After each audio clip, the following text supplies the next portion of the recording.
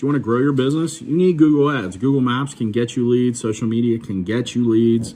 All the things that we do for you can get you leads, but nothing on the scale of Google Ads, especially during the busy seasons in your market. So you want to dominate your market, then you definitely want to utilize Google Ads.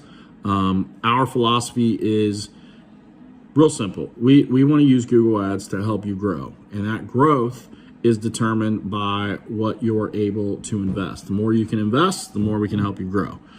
Don't run Google Ads at a $300 to $500 a month budget. You're throwing money away. You need to be at about $750 plus. Get there. We'll help you get the leads that you need, and from there we'll help you grow to the level that you want.